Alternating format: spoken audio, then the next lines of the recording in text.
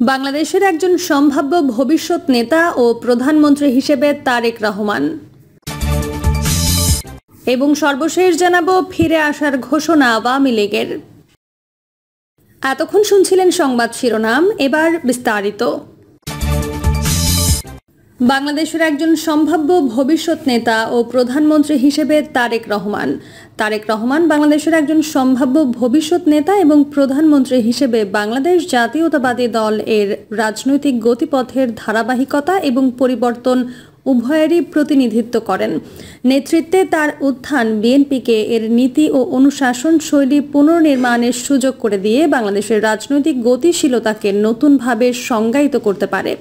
তারেকের নেতৃত্বের সম্ভাবনা এবং তার প্রধানমন্ত্রিত্বের অধীনে দেশে বিএনপির ভূমিকা, তার রাজনৈতিক উত্তরাধিকার, দৃষ্টিভঙ্গি, শাসনের অগ্রাধিকার এবং এই দৃষ্টিভঙ্গি বাস্তবায়নে তিনি ও বিএনপি যে চ্যালেঞ্জগুলির মুখোমুখি হবেন তার সাথে জড়িত। তারেক রহমান একজন রাজনৈতিক উত্তরাধিকারী ও সংস্কারক হিসেবে তারেক রহমানের রাজনৈতিক পরিচয় তার বাবা বিএনপির প্রতিষ্ঠাতা জিয়াউর রহমান এবং সাবেক প্রধানমন্ত্রী খালেদা জিয়ার উত্তরাধিকারের সাথে গভীরভাবে জড়িত। যাই হোক, বাংলাদেশের সম্ভাব্য ভবিষ্যৎ নেতা হিসেবে তিনি এখন তার ব্যক্তিগত রাজনৈতিক দর্শন এবং সংস্কারবাদী লক্ষ্য সহ তার উত্তরাধিকারের ভারসাম্য বজায় রাখার চ্যালেঞ্জের মুখোমুখি। রাজনৈতিক অধিকার: তারেক উত্তরাধিকার সূত্রে জাতীয়তাবাদী এবং রক্ষণশীল মতাদর্শ পেয়েছেন, যা বিএনপির পরিচয়ের মূল গঠন করেছে। সার্বভৌমত্বের প্রতি তার বাবার জোরারোপ এবং বিরোধী দলীয় নেতা হিসেবে খালেদা জিয়ার কার্যকালের দ্বারা আকৃতিপ্রাপ্ত তার নেতৃত্ব শৈলী বাংলাদেশের স্বাধীনতা এবং জাতীয়তাবাদী মূল্যবোধ রক্ষায় নিহিত। সংস্কারবাদী এজেন্ডা: বাংলাদেশের তরুণ জনসংখ্যার পরিবর্তিত চাহিদার সাথে সামঞ্জস্যপূর্ণ নতুন সংস্কারের ওপর দৃষ্টি নিবদ্ধ করে বিএনপির ভাবমূর্তিকে আধুনিক করার ক্ষমতা তারেকের রয়েছে। শাসনের জন্য তার দৃষ্টিভঙ্গির মধ্যে অর্থনৈতিক আধুনিকীকরণ, প্রযুক্তির সাথে বৃহত্তর সম্পৃক্ততা এবং বেকারত্ব ও শিক্ষা সংস্কারের মতো সামাজিক সমস্যাগুলির সমাধান করা অন্তর্ভুক্ত থাকতে পারে। অতীতের বিতর্ক এবং দুর্নীতির অভিযোগ থেকে তার নিজেকে দূরে রাখার ক্ষমতাও তাকে একজন সংস্কারবাদী নেতা হিসেবে তুলে ধরার জন্য অপরিহার্য হবে, যিনি বাংলাদেশের শাসন কাঠামোকে পরিবর্তন করতে পারেন। তারেক রহমানের নেতৃত্বে বিএনপির ভূমিকা: তারেক রহমান প্রধানমন্ত্রী হলে বাংলাদেশের ভবিষ্যৎ গঠনে বিএনপির ভূমিকা বিরোধী রাজনীতি থেকে শাসন ও বাস্তবায়নে পরিণত হবে। দলকে তার ঐতিহাসিকভাবে দ্বন্দ্বমূলক পদ্ধতি থেকে আরও বাস্তববাদী শাসন কেন্দ্রিক ভূমিকায় রূপান্তরিত করতে হবে। গণতান্ত্রিক প্রতিষ্ঠান পুনর্গঠন: তারেকের নেতৃত্বে বিএনপির প্রাথমিক লক্ষ্যগুলির মধ্যে একটি হতে পারে গণতান্ত্রিক প্রতিষ্ঠানের পুনরুদ্ধার এবং শক্তিশালীকরণ। গণতন্ত্রকে ক্ষুণ্ণ করা, ক্ষমতা কেন্দ্রীভূত করা এবং বিচার বিভাগ ও নির্বাচনী প্রক্রিয়ায় কারচুপির জন্য বিএনপি দীর্ঘদিন ধরে ক্ষমতাসীন আওয়ামী লীগের সমালোচনা করে আসছে। তারেকের নেতৃত্ব সম্ভবত নির্বাচন কমিশন ও বিচার বিভাগের মতো স্বাধীন প্রতিষ্ঠান সহ আরও স্বচ্ছ, জবাবদিহিমূলক রাজনৈতিক ব্যবস্থা তৈরির লক্ষ্যে সংস্কারের দিকে মনোনিবেশ করবে। অর্থনৈতিক উন্নয়ন ও শাসন: প্রধানমন্ত্রী হিসেবে তারেকের দারিদ্র্য, বেকারত্ব এবং অবকাঠামোগত ব্যবধানের মতো কাঠামোগত চ্যালেঞ্জ মোকাবেলা করে অর্থনীতিকে পুনরুজ্জীবিত করার দিকে মনোনিবেশ করতে হবে। তার নেতৃত্বে বিএনপি একটি বাজারপন্থী পদ্ধতির পক্ষে নির্দেশনা দিতে পারে, যা সরাসরি বিদেশি বিনিয়োগকে উৎসাহিত করে, ব্যবসার পরিবেশ উন্নত করে এবং বাংলাদেশি তরুণদের জন্য সুযোগ বিস্তৃত করে।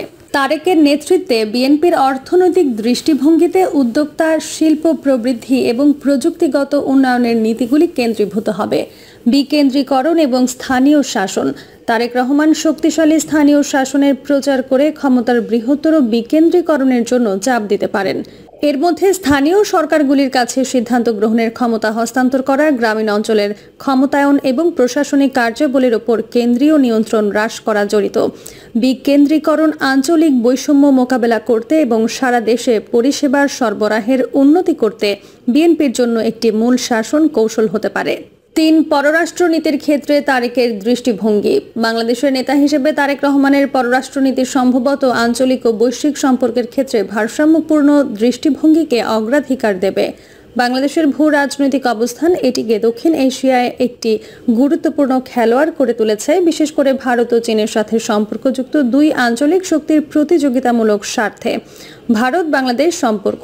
আওয়ামী লীগের তুলনায় তারেকের বিএনপির ঐতিহ্যগতভাবে ভারতের সাথে আরও উত্তেজনাপূর্ণ সম্পর্ক ছিল। প্রধানমন্ত্রী হিসেবে বাংলাদেশের সার্বভৌমত্ব বজায় রেখে বাণিজ্য, পানি বন্টন এবং সীমান্ত নিরাপত্তার মতো গুরুত্বপূর্ণ বিষয়ে সহযোগিতায় ভারসাম্য রক্ষার জন্য তারেককে ভারতের সঙ্গে বাংলাদেশের সম্পর্ক পুনরুদ্ধার করতে হবে। তার বৃহত্তর প্রতিবেশী ভারতকে বিচ্ছিন্ন না করে বাংলাদেশের জাতীয় স্বার্থ যাতে সুরক্ষিত থাকে তা নিশ্চিত করতে কৌশলগত কূটনীতির প্রয়োজন হবে। চীনের সাথে সম্পৃক্ততা। চীনের সাথে বাংলাদেশের গভীর অর্থনৈতিক সম্পর্ক, বিশেষ করে বেল্ট অ্যান্ড রোড ইনিশিয়েটিভ এর মাধ্যমে অবকাঠামো উন্নয়ন তারেকের নেতৃত্বে অব্যাহত থাকার সম্ভাবনা রয়েছে। তার পররাষ্ট্রনীতি এই অর্থনৈতিক সম্পর্ক বজায় রাখার দিকে মনোনিবেশ করবে এবং নিশ্চিত করবে যে বাংলাদেশ কোনো একক দেশের ওপর অতিরিক্ত নির্ভরশীল হয়ে পড়বে না।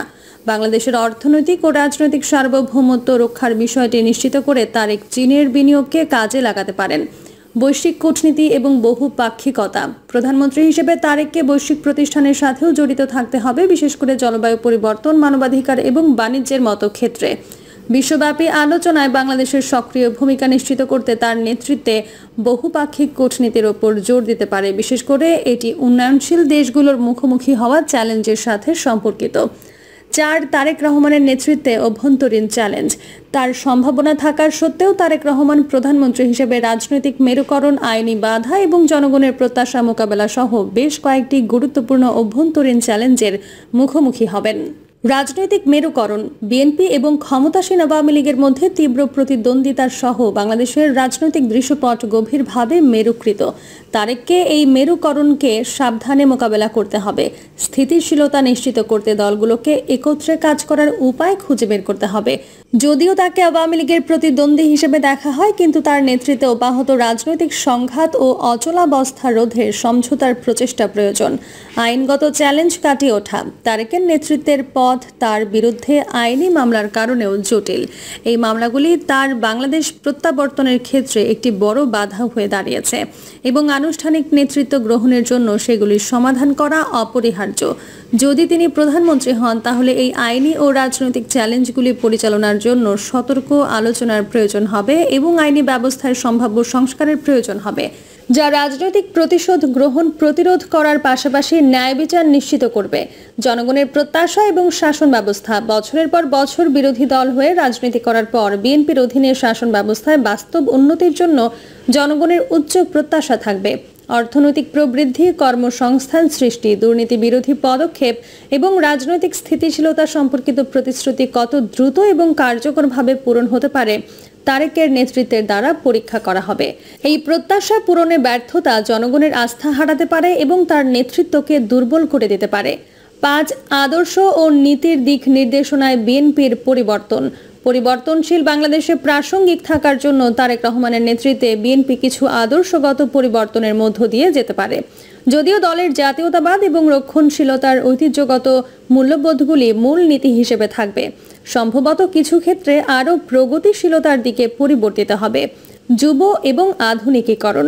তারেক একটি নতুন যুগে বিএনপিকে নেতৃত্ব দেওয়ার জন্য অবস্থান করছেন, যা তরুণদের ব্যস্ততা, আধুনিকীকরণ এবং প্রযুক্তিগত উদ্ভাবনকে অগ্রাধিকার দেয়। প্রিয় দর্শক, এই ছিল এখনকার সর্বশেষ সংবাদ। আপডেট সব সংবাদ পেতে চ্যানেলটি সাবস্ক্রাইব করে বেল আইকনটি ক্লিক করে রাখুন।